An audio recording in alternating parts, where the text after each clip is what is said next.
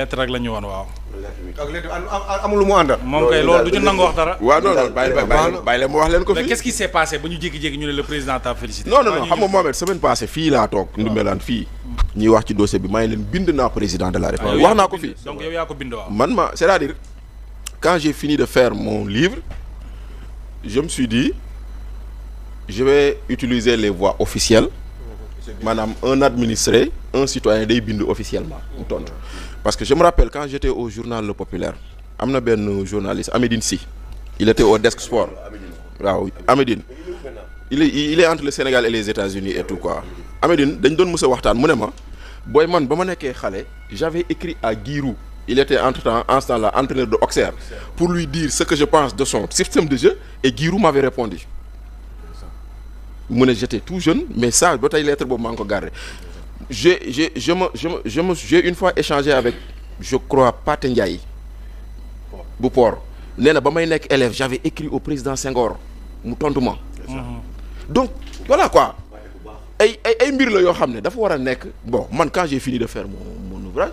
je me suis dit que lii soit le président il le savait il n'a rien dit ou le président il ne savait pas mais je vais faire mon devoir de citoyen je vais lui écrire maintenant wax naa leen ko semaine passée j'ai écrit au président de la République j'ai écrit au premier ministre j'ai écrit au ministre de l'énergie mais si ñett yi kenn moo ma tontu président moo ma tontu ministre de l'énergie tontu wu ma boog gisaguma ko bokk. le nouveau ministre. oui ministre de l'énergie tontu wu ma wala boog gisaguma ko premier ministre tontu ma gisaguma ko mais au moins ñoom ñëpp le même jour laa leen yóbbul les correspondances mais man 2 jours après j'ai reçu la réponse du président il a mis 2 jours pour me répondre vendredi dernier lañ ma woo ne ma vous avez un courrier à la présidence venez le chercher mais malheureusement lundi laa ko dem ci lii et donc voilà non c'est parce que bon je suis pas important si j'étais important motard baa koy indi en France waaw man motard mooy yéesu mais bon mais non mais ça aurait mais Aliou non déglu ma rek mais Aliou non déglu ma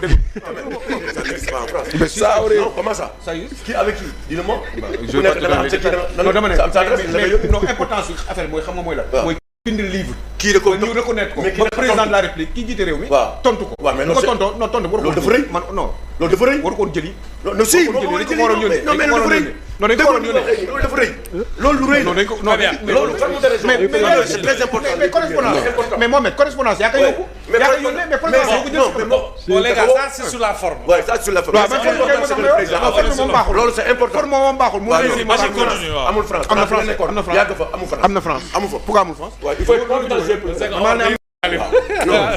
waaw bon maintenant donc c'est ça Omar ak Aliou ku ci dugg yaa ci des.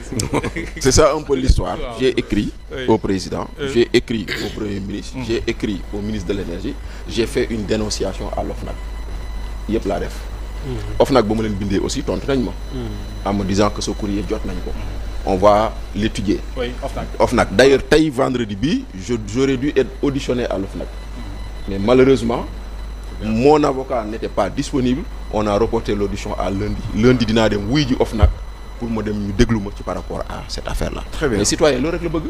machallah c'est-à-dire que ñun maintenant président Diomaye nag defal na ma loo xam ne maa ngi waxtaan ak benn kilifa magistrat mu ne ma monsieur moi je suis à la retraite mais c'est rarement vu un président féliciter quelqu'un qui a écrit sur la gouvernance du même président. Ça il faut le souligner. Eh oui, c'est parce ça que Abdou Latif Coulibaly ba mu fi bindee livre ci Ablaye Wade ay menaces la jël. wallaay Censure, menace, leneen ak leneen. Mais moi j'ai écrit pour dénoncer quelque chose dans la gouvernance du président et il m'a félicité. non c'est à saluer. C'est à saluer. Il faut le dire. Très bien. C'est à saluer. Très important. moo tax nag loolu dañ ko koy santé gërëm ko parce que il aurait pu ne pas le faire. Il aurait pu voir ma lettre et puis voilà toog foofu noonu sans y répondre. Mais il y a répondu. Et il y a répondu sur 2 choses. Benn bi nee na ça témoigne de votre engagement sur la gouvernance. Mais au moins man seedal na ma loo xam ne mooy sama mbir.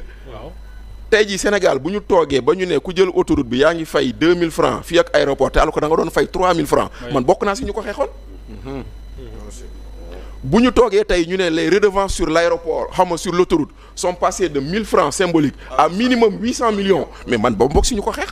ak ministre Cheikh Tidiane Dièye bii tey ak Mariam Soda Ndiaye Cheikh Omar Sy ñeneen ay Demba Makalu ak ñeneen ak Aliou ak Abdourahmane Diouf mais on était dans un collectif pour dire que lii du yoon nañ ko xeex donc aujourd'hui lu ñu doon def démb barki dem voilà war nañ gën a mën a wàññi kii parce que normalement plus la concession tire plus normalement on devrait baisser le prix parce que seen voilà donc voilà c'est déjà amorti. léegi maintenant est-ce que cette waaw vas-y est-ce que loolu mën na dal xel ci ñu ne kon président mi ngi bàyyi xel ce scandale là bi nga xamante ni nii boobu ba léegi ñu ngi ci wax pendant 2 ans. xam nga première chose au moins avec ce que moi j'ai fait et que la réponse qu'il m'a donnée, le président a déplacé le centre de gravité de cette affaire de la sphère politique à la sphère citoyenne.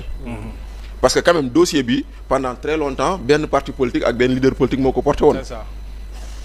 Maintenant aujourd'hui xam nañ ni affaire bi du affaire de politique affaire de citoyen lañ. ndaxte peut-être Omar waa Tëngéej la Aliou français la moom tubaab la jógee mais Samba Ndong maag moom ci àll bi lañ jógee ah. ñun ñu jógee ci àll bi on connaît la valeur de l'électricité non yow moom tubaab fii nga ko waaw mais nous on connaît la valeur de l'électricité waaw Aliou xamul loolu Aliou. Et même mon village est victime de ça. Voilà donc mon village d'origine est victime. Voilà nous on connaît la valeur de l'électricité. poto yaa nga fa taxaw. nous on sait qu'est-ce que veut dire une maternité qui ne peut pas garder des vaccins. Hein? Voilà nous on sait qu'est-ce que veut dire des élèves qui n'ont pas de l'électricité pour jàng seen leçon. Nous on sait qu'est-ce que veut dire un marché qui ferme à 19h parce que amul lumière alors que fii marché HLM 23h taxul mu tëj.